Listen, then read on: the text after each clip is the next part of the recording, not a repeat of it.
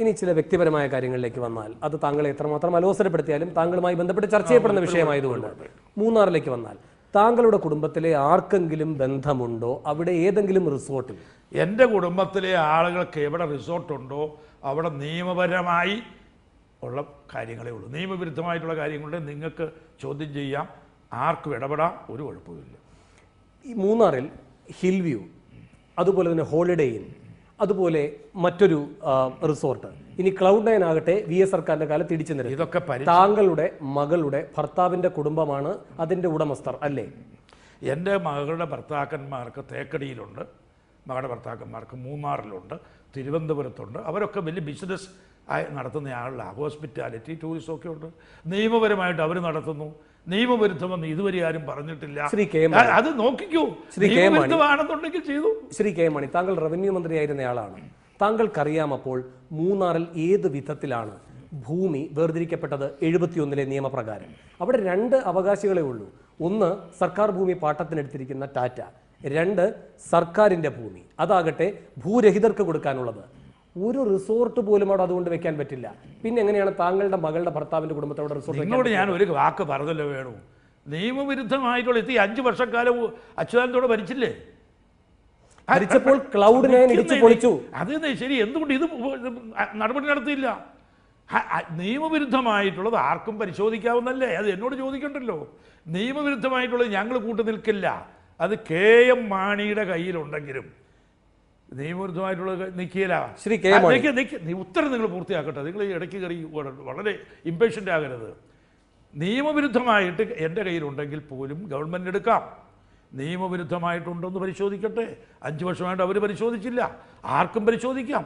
നിയമവിരുദ്ധമായിട്ടുള്ളതിന് ഒന്നും ഞങ്ങൾ സംരക്ഷിക്കില്ല. എൻ്റെ സംശയം, നിയമവിരുദ്ധമായി എന്തുണ്ടെങ്കിലും അത് പരിശോധിച്ച് നടപടിയെടുത്തോളട്ടെ താങ്കൾ പറയുന്നു.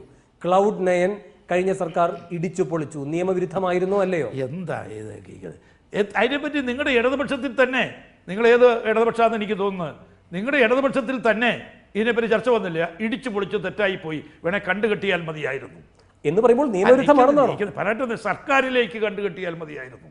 സർക്കാരിലേക്ക് ഒരു കെട്ടിടം കണ്ടുകെട്ടേണ്ട സാഹചര്യം എന്താണ്?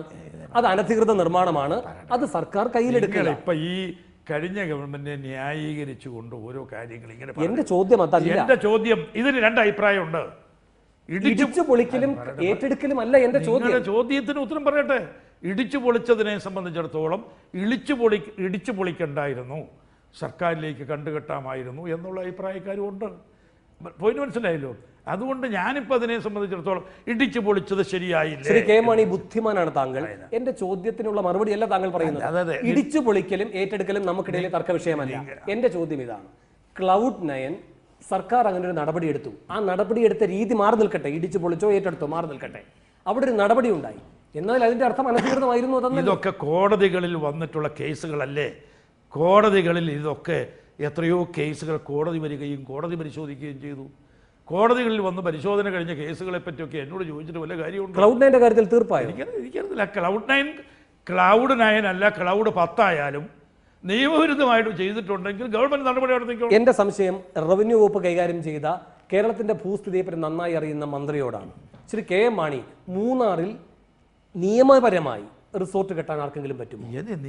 നിയമപരമായി റിസോർട്ട് കെട്ടാൻ, നിയമപരമായി റിസോർട്ട് കെട്ടുന്നിടത്ത് നിയമപരമായി ചെയ്യും. ശ്രീ കെ മണി, അവിടെ 2 അവകാശികളാണ് ഭൂമിക്കുള്ളത്, ടാറ്റയും സർക്കാരും. ശ്രീ കെ മണി മറുപടി നിങ്ങൾ പറയുന്ന രീതിയിലല്ലല്ലോ എന്റെ മറുപടി. എന്റെ സംശയം സർക്കാരിനുമാണ് ഭൂമിയിൽ അവകാശം. നിങ്ങൾ ഇങ്ങനെയൊന്ന് ഇന്ററോഗേറ്റ് ചെയ്ത് ക്രോസ് എക്സാമിനേഷൻ അല്ല, ഇങ്ങനത്തെ ഇന്റർവ്യൂവിൽ ക്രോസ് എക്സാമിനേഷൻ ഒന്നുമല്ല, അതൊക്കെ വേറെ സ്ഥലത്താണ്. നിൽക്കേ പറയുന്ന ഉത്തരം പറ. ക്രോസ് എക്സാമിനേഷൻ വേണ്ട. അങ്ങനെ ഈ പറയുന്നത് നിയമപരമായിട്ട് കെട്ടിയിട്ടുണ്ടോ, നിയമവിരുദ്ധമാണോ, ആരെങ്കിലും പരിശോധിച്ചോണം. എന്റെ സംശയം മൂന്നാറിൽ അങ്ങനെ ആർക്കെങ്കിലും, ശ്രീ കെ മാണിയുടെ ബന്ധുക്കളുടെ കാര്യം വിടൂ, മൂന്നാറിൽ ആർക്കെങ്കിലും അങ്ങനെ കെട്ടിടം നിർമ്മിക്കാൻ കഴിയുമോ? 2 അവകാശികളാണ് ഭൂമിക്കുള്ളത്. മൂന്നാറിൽ നിയമപരമായി നിർമ്മിക്കുന്നു, നിയമപരമല്ലാത്തത് കൊണ്ട് എനിക്ക് ഓരോ ഇൻഡിവിജ്വൽ കേസ് എടുത്ത് പറയാൻ കഴിയുമോ? നിങ്ങൾ എന്നോട് ഞാൻ ഈ പറയുന്ന ചോദ്യം അവിടെ വരവെച്ചാൽ മതി. എന്റെ സംശയം എന്റെ ഉത്തരം ഇതാ. എന്റെ ഉത്തരം ഇതാ. നിങ്ങൾ സ്വീകരിച്ചാൽ മതി. ഇല്ല വേണ്ട, തീർച്ചയായും. ഞാൻ പറയുന്നത് കേൾക്കുന്നേ. നിങ്ങളൊരു ഇടതുപക്ഷ സിദ്ധാന്തം ഇവിടെ അടിച്ചേൽപ്പിക്കാനായിട്ട് നിങ്ങൾ തുടങ്ങേണ്ട കാര്യം വല്ലതും ഉണ്ടോ? ഞാനീ പറയുന്നത് നിങ്ങൾ ഇംപേഷ്യൻ്റ് ആയിട്ട് ഉടനെ തട്ടിക്കേറി ഉടനെ തന്നെ ഉത്തരം കയറ്റി അടിക്കാന്നൊക്കെ പറയുന്നത് ശരിയാണോ? ഒന്ന് എന്ന് പറയുന്നത് ഇതിനകത്തെ സംബന്ധിച്ചിടത്തോളം ഓരോ ഇൻഡിവിജ്വൽ കേസ് എടുത്ത് ഞാനിങ്ങനെ ഒരു ഇൻ്റർവ്യൂവിൽ ഉത്തരം പറയേണ്ട കാര്യമില്ല. ആ ഓരോ ഇൻഡിവിജ്വൽ കേസ് പരിശോധിക്കേണ്ടത് ഓരോ സന്ദർഭം വരുമ്പോൾ കോടതി പരിശോധിക്കും. ഗവൺമെൻറ് മുമ്പിൽ പരാതി വന്നിട്ടുണ്ടെങ്കിൽ ഗവൺമെൻറ് പരിശോധിക്കും.